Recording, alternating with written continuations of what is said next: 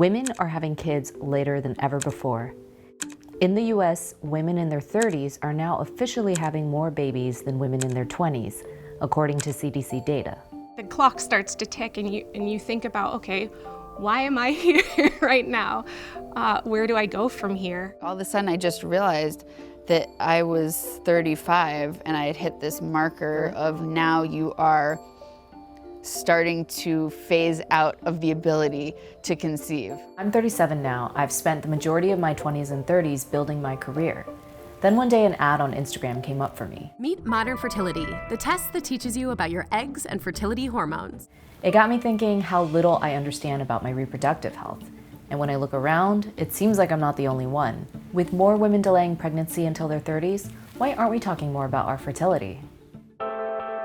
Where do babies come from? Mothers bring them into the world. But once each month, an egg cell will leave one of the ovaries, go into the opening of the tube nearest to it. An egg? You mean like a chicken egg? And now I remembered when we talked about menstruation and such. And it's a little confusing at times. Well, I didn't know what to think.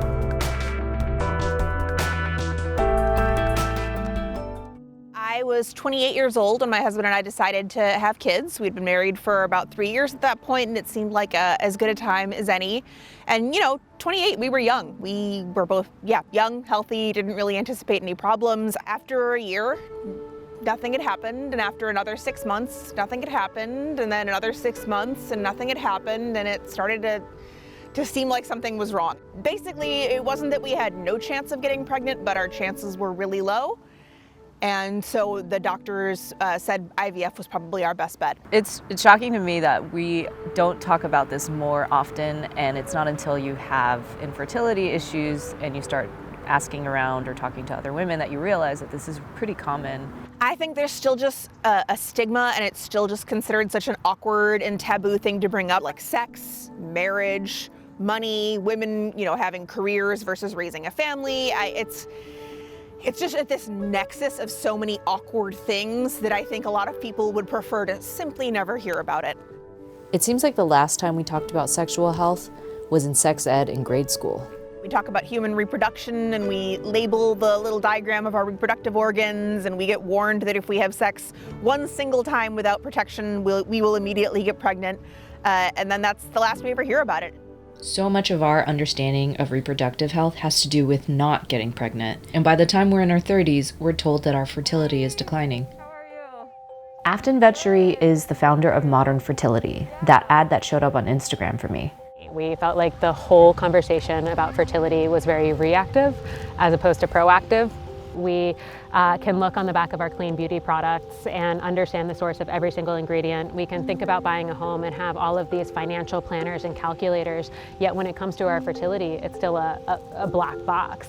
And when you combine that with the fact that 20% of millennials identify as LGBTQ and the traditional definitions of fertility don't apply, when you combine that with the fact that millennials are waiting longer than any generation in the history of the US to start their families, and as you wait until later in life to start a family, your success rates go down. That is just how biology works, yet we just haven't been having this conversation in the opens.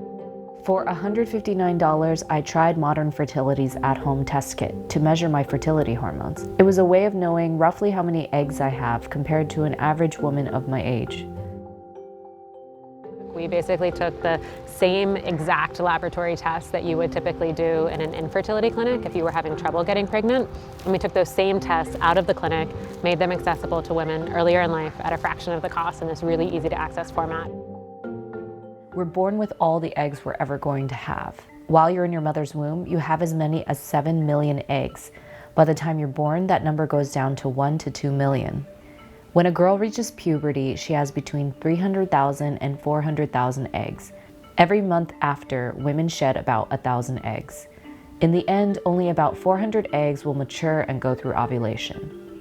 As you age, the number of eggs and the quality goes down. So that's why they say at age 35, fertility declines.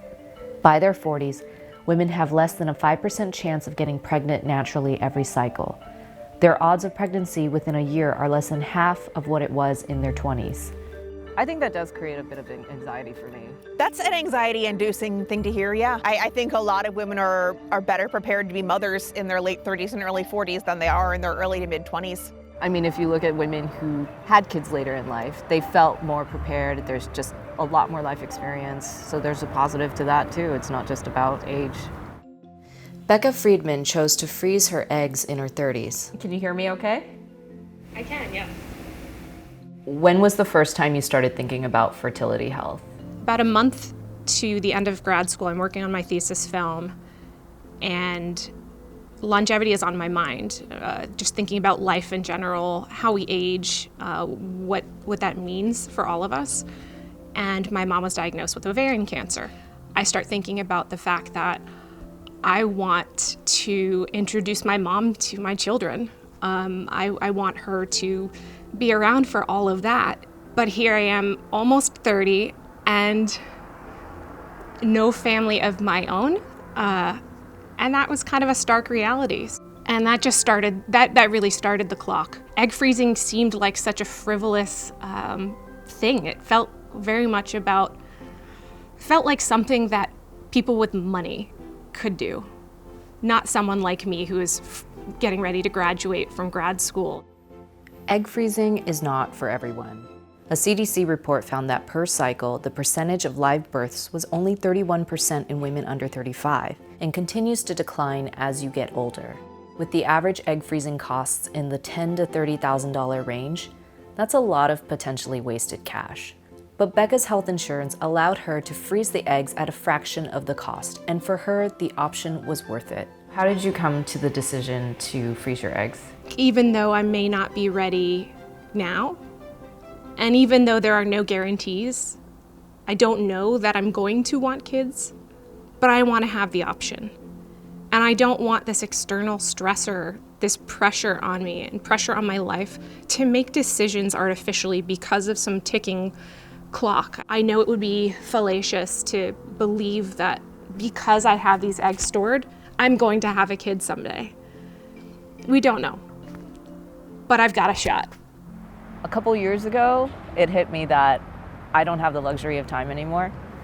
And most of my life, I've pursued the opportunities that were in front of me, and it just I never had the chance to think about having a family because I believed it would be in partnership with someone that I would have gotten married by now. But it was never a decision to choose one over the other. I'm starting to look around and realize that there are many women in this position now, and we've never really been educated or had a chance to think about any of this because it's just not a conversation we have openly. You know, it's fun because America punishes women no matter which one you choose. If you have kids, but then, you know, have trouble finding a job or have trouble affording having kids, which is very expensive, it's like, well, it's your fault for not focusing on your career more. And if you focus on your career and you're in a great financial place but you don't have children, it's like, well, that's your fault for not thinking about having children earlier. And I think it's impossible to know. I don't think there is a perfect time to have kids, but I think culturally, societally, politically, we make it so that there never will be a good time. Whitney Mixter is a 38-year-old queer woman who chose to pursue single motherhood on her own. People always say there's never a perfect time, but you kind of wait for these markers to come. You know, you either wait for you to be in a great relationship or have traveled the world or have hit certain benchmarks in your career. You create this sense of what it looks like to be a parent, and it usually involves partnership and support and a relationship. In gathering information about fertility, what are some of the things that you would want other women to know? So much of fertility and pregnancy and childbirth in general is so fear-based. We're fed this concept like things are going to go wrong and there's such a high chance of loss with it and you're not capable of doing it or you're not capable of conceiving, or there's this incredible fear-based, and I think that just stems back historically with women's bodies, you know, creating this sense of unease and inability instead of a sense of capability. I mean, it sounds extreme when I say that it's an anti-woman setup, but it really is. It's not supportive of women, the terminology that is used, after you are 35, you are considered to have a geriatric pregnancy. Being told that there is hope as opposed to all the reasons why you can't it makes all the difference in the world. It's really like showing women that there's hope and possibility as opposed to the why nots. Thanks for watching. Exploring fertility also doesn't mean having kids to live a fulfilled life. It's about the choices we all make around our careers and personal lives. If you have a story, please share it in the comments below.